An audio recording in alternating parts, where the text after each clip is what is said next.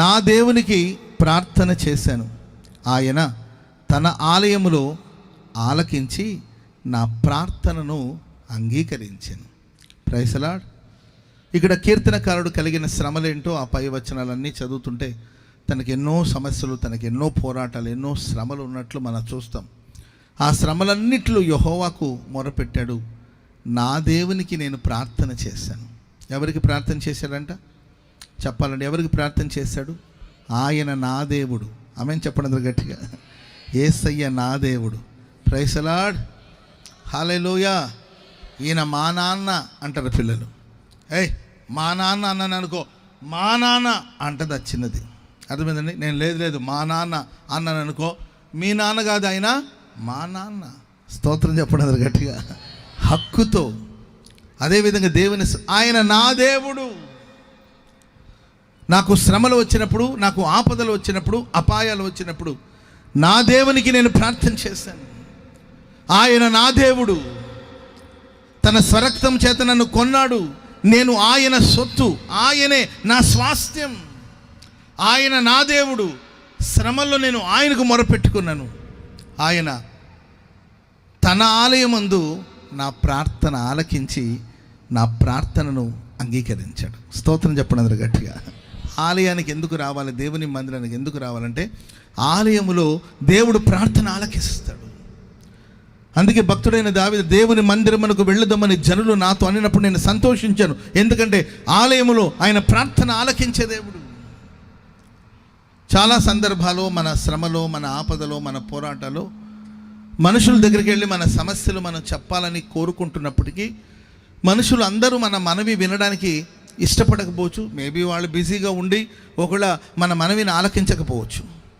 చాలామంది చిన్నపిల్లలకి, ఇప్పుడున్న ఈ జనరేషన్లో ఉన్న పిల్లలకున్న పెద్ద సమస్య ఏంటంటే వాళ్ళ మనసులో ఉన్న విషయాన్ని వెళ్ళి వాళ్ళ తల్లిదండ్రులు చెప్పుకుందామంటే వాళ్ళు వినే పరిస్థితులు లేరు. సర్లే అని దాటి వెళ్ళిపోతుంటారు. ఎవరికి చెప్పాలో అర్థం కాక, ఒక ప్రాబ్లం వచ్చింది, ఒక సమస్య వచ్చింది, ఎవరికి చెప్పుకోవాలో అర్థం కాని పరిస్థితి. అమ్మ తన పనిలో తాను బిజీగా ఉంటుంది, నాన్న ఆయన పనిలో ఆయన బిజీగా ఉంటున్నాడు, అన్నయ్య ఆయన పనిలో ఆయన బిజీగా ఉంటున్నాడు, అక్క తన పనిలో తను బిజీగా ఉంది. ఎవరితో చెప్పాలో అర్థం కావట్లేదు. సరే మన ఇంట్లో ఎవరైనా ముసలాం ముత్తగా ఉంటే వాళ్ళకి చెప్దామంటే, ఇప్పుడు జనరేషన్ డెవలప్ అయింది కదండి, వృద్ధాప్యం వచ్చేసరి తీసుకెళ్ళి ఎక్కడో వృద్ధాశ్రమంలో పడేసి ఉంటారు. ఇక వాళ్ళ గొడవలో వాళ్ళు ఉంటారు. ఎవరికి చెప్పాలో అర్థం కాక చూడండి, వాళ్ళే కొన్నిసార్లు సొంత నిర్ణయాలు తీసుకొని సమస్యలు పడిపోయే వాళ్ళు కొందరు ఉన్నారు. లేకపోతే స్నేహితులు ఎవరినో వారిని సలహా అడిగి వాళ్ళ సలహాని పాటించి, వాళ్ళకి ఈ ఏజే కదండి, వాళ్ళకంత పరిపక్వత ఉండదు, వాళ్ళు తలకు తెలిసిన ఆలోచన వాళ్ళేదో చెప్పడం, దాన్ని పాటించడం, ప్రమాదంలో పడిపోవడం, ఇలాంటివి చాలా నేను చూస్తున్నాను. ఎందుకు ఇలా చేసావు నాన్న? ఎందుకమ్మా ఇలా చేసావు? ప్రార్థనకు వచ్చే అమ్మాయి కదా, తెలివిగల పిల్ల అనుకున్నాను కదా, ఎందుకు ఇలా చేసావు అని అడిగితే, నాకు ఒక ప్రాబ్లం వచ్చింది, అమ్మకి చాలాసార్లు చెప్పాలని ట్రై చేశాను, అమ్మ మరలా మాట్లాడదామని ఆమె దాటేసింది. నాన్నకు చెప్దామంటే ఆయన ఎప్పుడు టెన్షన్గా ఉంటున్నాడు, ఎప్పుడు టెన్షన్గా ఉంటే ఎప్పుడు చెప్పాలో అర్థం కాక నేను ఎవరితో షేర్ చేశాను, వాళ్ళేదో నాకు సలహా చెప్పారు, దాన్ని నేను పాటించాను. ఇప్పుడు ఒక పెద్ద ఊబిలో చిక్కుకుపోయాను, ఎలా బయటకు రావాలో నాకు అర్థం కావట్లేదు అన్నయ్య అని ఏడ్చే ఆడపిల్లలు ఎందరో ఉన్నారు, ఏడ్చే యవనస్తులు ఎందరో ఉన్నారు. దేవుని బిడ్డలారా, మనుషులు ఎవరు మన మనవిని వినడానికి, మన చెప్పిన దాన్ని వినడానికి, మన మాటలు వినడానికి ఎవరు సిద్ధంగా లేరు. ఎవరు బిజీలో వాళ్ళు ఉన్నారు. కానీ మనం ఆరాధించే దేవుడు ఎవరు తెలుసండి? మన ప్రార్థన చేయగా, మన మనవి చేయగా, మన మొరపెట్టగా, మన విజ్ఞాపన చేయగా చెవి యొగ్గి ప్రభు ఆలకిస్తాడు. చెప్పండి కూడా అందరూ గట్టిగా హల్లెలూయా చెప్పండి, గట్టిగా హల్లెలూయా.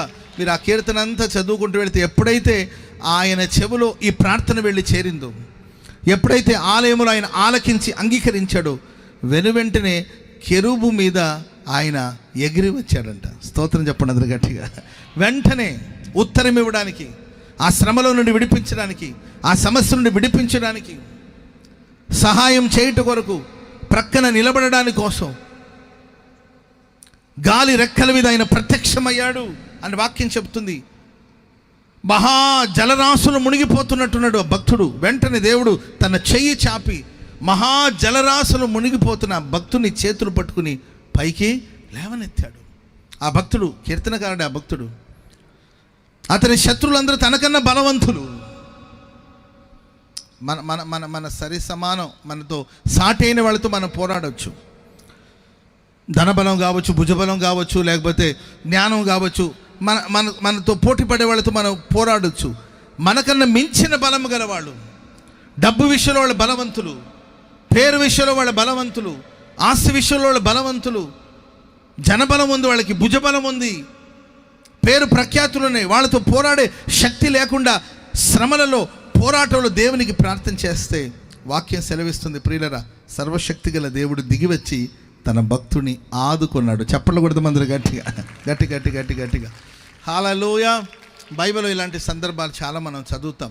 త్రోవ ప్రక్కన కూర్చొని ఉన్న ఒక గ్రుడ్డివాడి చరిత్ర మనం చూస్తాం. ఓ రోజు యేసుక్రీస్తు ప్రభులు వారు ఆ పట్టణానికి వచ్చారు.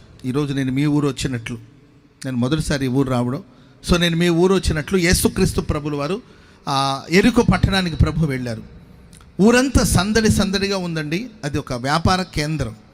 సో విపరీతంగా వ్యాపారాలు అవన్నీ జరుగుతూ ఉంటుంది. సో వ్యాపారం కోసం వచ్చేవాళ్ళు వస్తుంటారు, వెళ్ళేవాళ్ళు వెళుతూ ఉంటారు.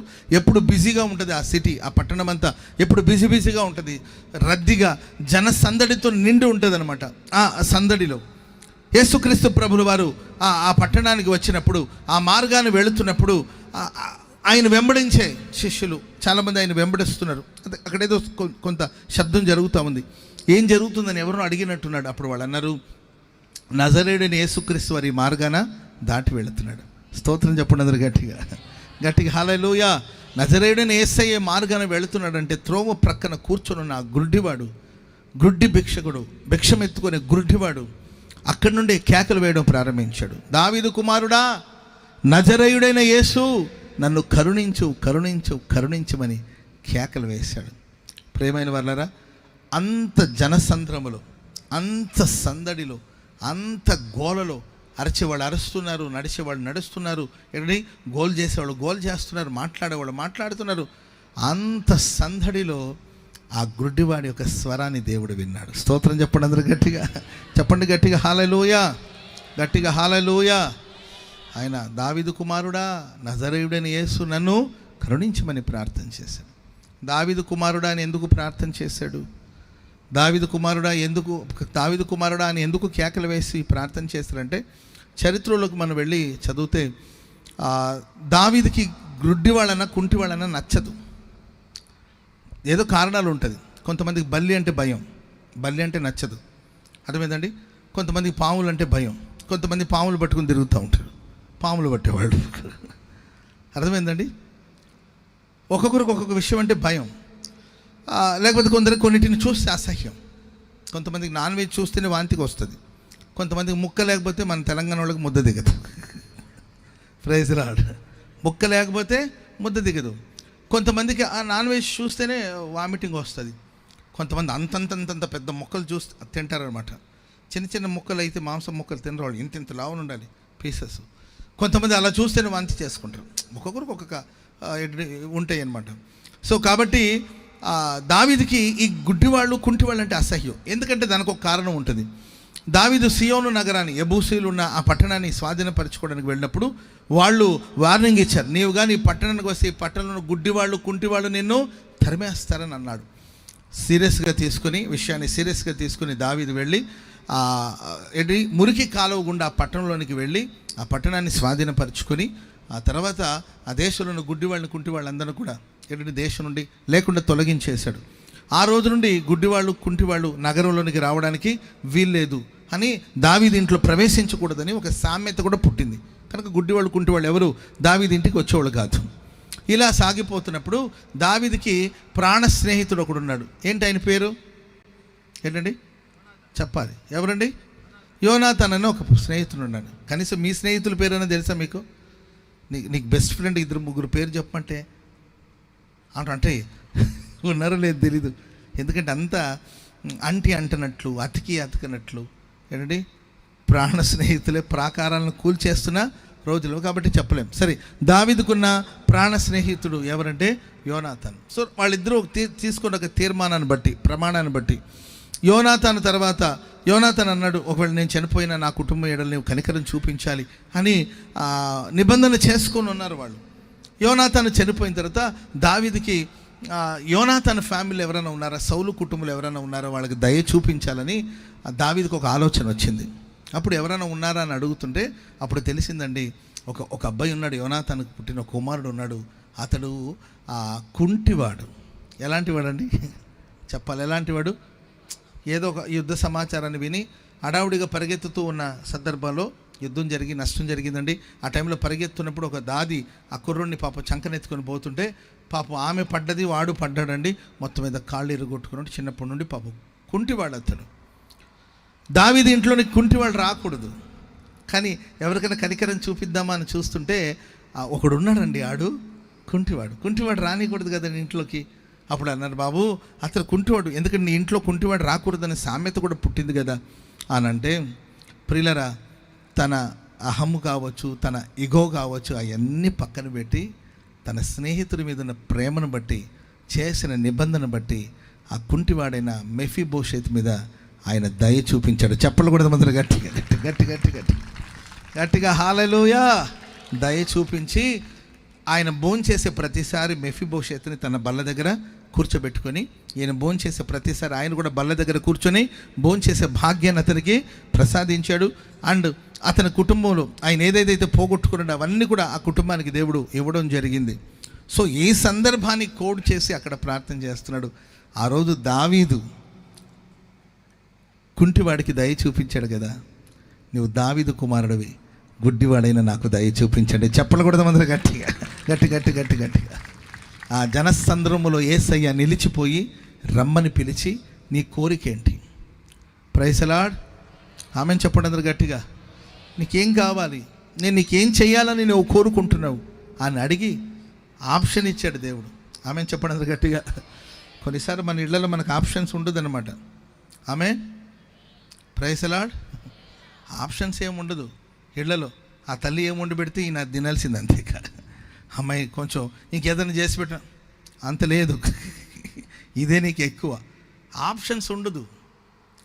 చిన్నప్పుడు బట్టలు కొంటే వాళ్ళు ఏం కొనుక్కొస్తే దాన్ని ధరించుకోవాల్సిందే. ఒకప్పుడు మా పరిస్థితి, నాకు, మా తమ్ముడికి, మా చిన్న తమ్ముడు ముగ్గురికి ఒకే కలర్ షర్టు, ఒకే కలర్ ప్యాంటు కావచ్చు, నిక్కర్ కావచ్చు, ఒకే కలర్ అనమాట. యూనిఫాము అలాగే ధరించుకొని, యూనిఫామ్ అందరూ ఒకే స్కూల్ కాబట్టి యూనిఫామ్ కూడా ఒకే కలర్లో ఉండేది. ఇక ఏ డ్రెస్ వేసినా ఒకే కలర్. మాకు విసుగు పుట్టేది అనమాట. అమ్మ కలర్ అన్నా మార్చండి అంటే, లేదు, ఆప్షన్ లేదు, ఏమి ఇస్తే అది ధరించుకోవాల్సింది. కానీ ఆయన మన మొరను విన్నప్పుడు అవకాశం ఇస్తాడు. నీ కోరికేంటి, నీకేం కావాలి, నీవు కోరింది నేను నీకు ఇస్తాను. స్తోత్రం చెప్పండి అందరూ గట్టిగా. ఆయన అన్నాడు, నిన్ను చూచే నేత్రములు నాకు కావాలి, నా కళ్ళు ప్రకాశించాలి, నేను నిన్ను చూడాలి. ప్రభువా నా కళ్ళు ప్రకాశించాలంటే, ప్రియులైన యేసు ప్రభు అతను ముట్టితే అతడు చూపు పొంది దేవుని మహిమపరుస్తూ యేసయ్యను వెంబడించాడు. ఆమెను చెప్పండి అందరూ గట్టిగా. ఈ ప్రశస్త రాత్రి నా దేవుడు నీ మనవిని ఆలకించునుగాక, నీ ప్రార్థన ఆలకించునుగాక, నీ ప్రార్థన దేవుడు అంగీకరించునుగాక, నీ విజ్ఞాపన దేవుడు అంగీకరించునుగాక. హల్లెలూయా. మనం ఆరాధించే దేవుడు అంటే ప్రార్థన ఆలకించే దేవుడు. శ్రమలలో దేవునికి ప్రార్థన చేసిన భక్తుడైన దావీదు ప్రార్థన ఆలకించిన దేవుడు ఈ రాత్రి మీలో ఒక్కొక్కరి మొరను వినాలని కోరుకుంటున్నాడు. ఒక్కొక్కరి విజ్ఞాపనను ఆలకించాలని ప్రభు కోరుకుంటున్నాడు.